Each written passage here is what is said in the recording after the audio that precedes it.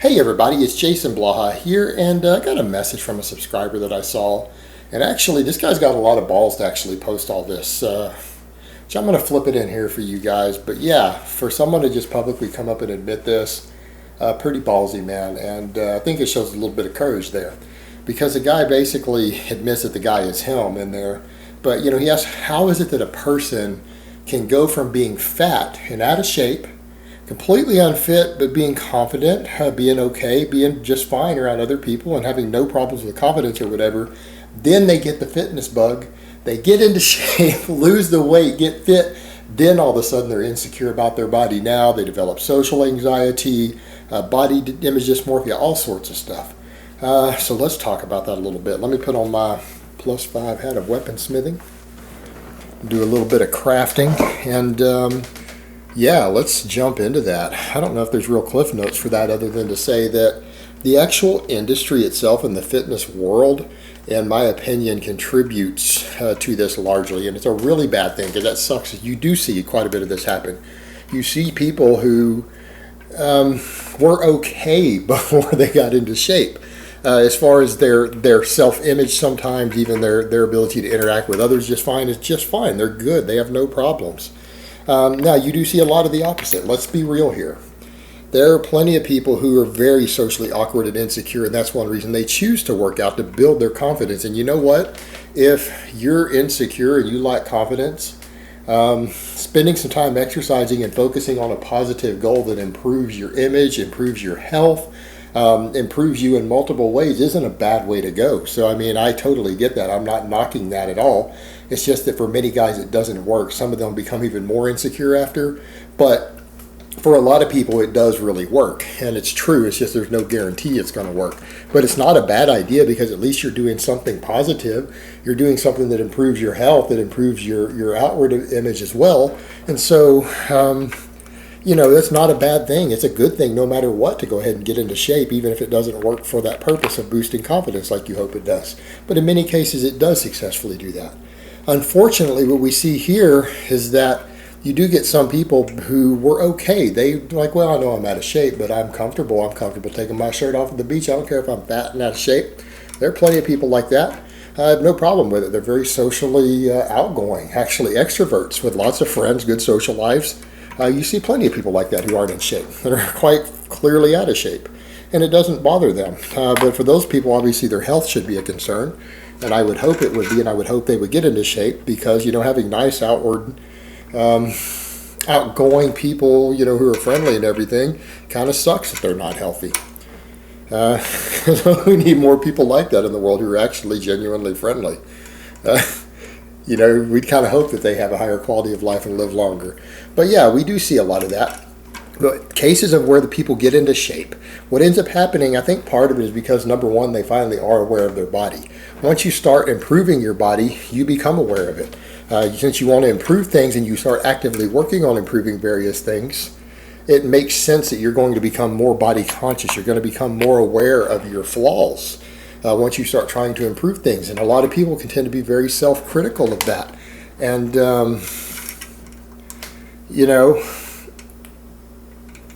hold on here, guys. And let me toss that. But yeah, they can become very self-critical of those flaws. And I think that's part of it for a lot of people because they become more body conscious. But when it goes from someone being somewhat outgoing and confident to having actual social anxiety or a body image disorder, I think a lot of that is the actual fitness community itself. And I think the online fitness community actually perpetuates that. Because look at the way all these people talk to other people. They will come on everyone's YouTube channels and actually criticize their physiques or whatever, even if they're not that worried about their physique. They come on and they criticize every fitness YouTuber's physiques, but they also criticize each other on forums and talk about other people on forums. So you come and look at all these fitness-related groups on social media. You look at various forums. You look at even YouTube channels in the comments. People are very, very critical of other people's appearance. Extremely so, to the point to where everyone else is like, what are y'all talking about? Y'all are talking about people who are in shape. What the hell are you guys being critical of? These people clearly look like they lift. They clearly look like they exercise. But people are going to be critical, and because of that, once you throw yourself into that environment to where everyone around you is critical of these things, and a lot of people who are being critical themselves have very serious body image disorders. And it not only applies to themselves, but they get a distorted and warped view of what a significant amount of muscle mass looks like, or what an acceptable level of leanness or body fat is in terms of health, fitness, things like that. And you can literally have, you see it all the time. You'll actually see people who are very clearly on steroids who people will still ask them if they even lift and say they're not that big, when you can look at them and tell from the training, they're on gear. And sometimes carry more muscle than a natural person could even have, and people are still critical, thinking they're small sometimes.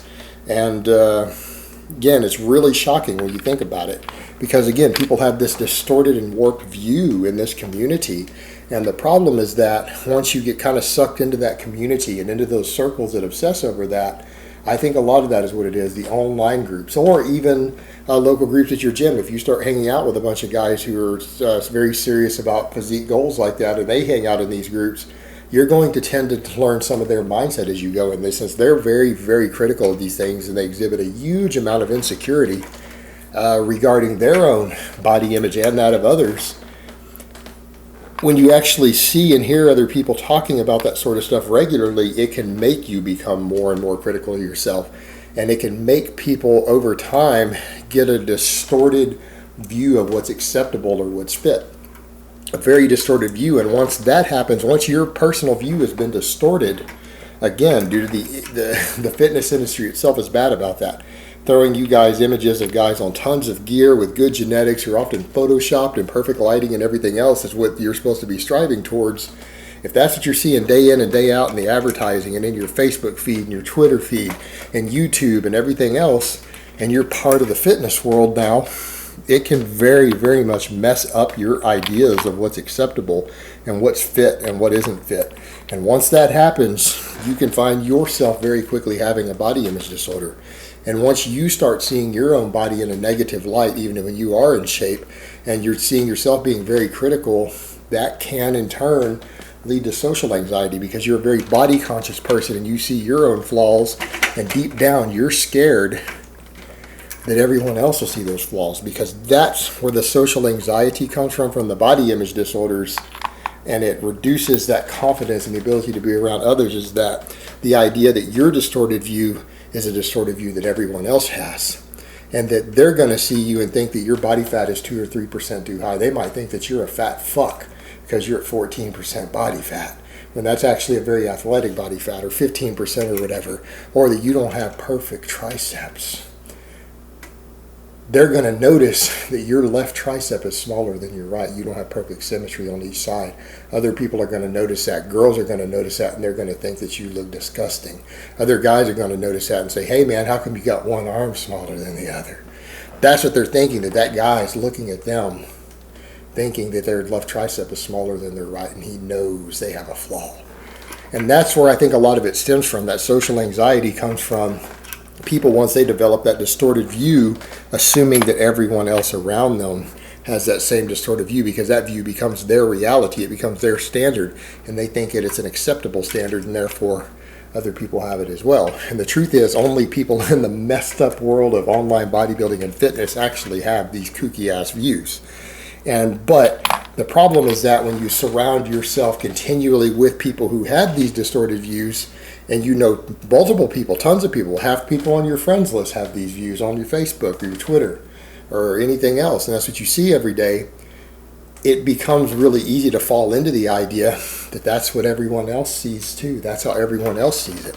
And it becomes normalized. And once it becomes normalized, your body image disorder and the body image disorder of all the people you associate with by proxy becomes what you perceive everyone else is to be. And that can become a major problem. And it's unfortunate that that happens. And I think that's a big problem we have in this community, is that these distorted views of what fitness actually is, or what an acceptable amount of muscle is, and an acceptable body fat percentage is, because this community has such distorted views, it tends to be contagious.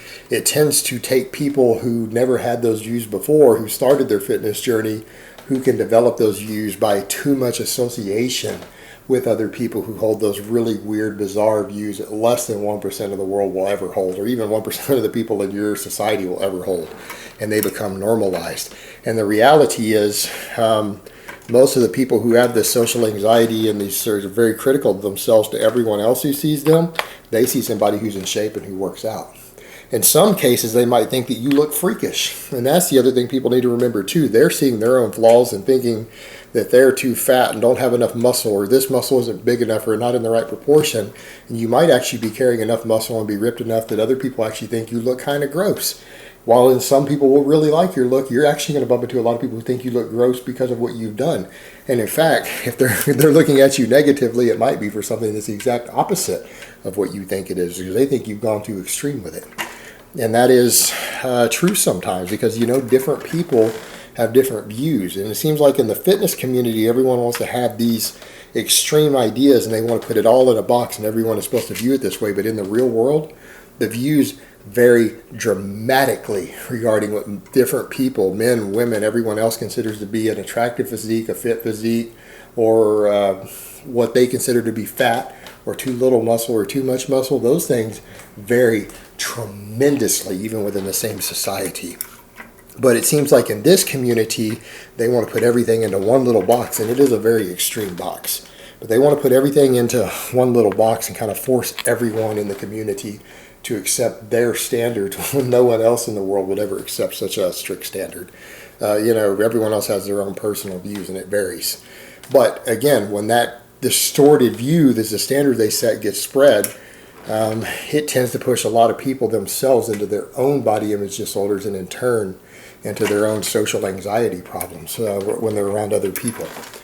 And it's very unfortunate. It's a very unfortunate side effect of this community. And what can we do about it? I don't know what to do about it. I don't know if anything can be done about it right now. It just is what it is, other than just people just stepping back and accepting, the standards in this community are fucking stupid. They're not only stupid, they're dangerous. Their standards are actually going to make you unattractive to a large segment of the population, and they're oftentimes dangerous to your health and just moronic. Why am I grasping onto these standards because a bunch of teenagers on the internet hold on to them, some coaches and some bodybuilders? Who gives a fuck? That's the only way we solve it, is for enough people to just step back and go, what? This is fucking stupid. But unfortunately, I don't see that happening anytime soon. All right, guys, but that's really all I have to say on that today. I hope it's been informative, and I will talk to you guys next time.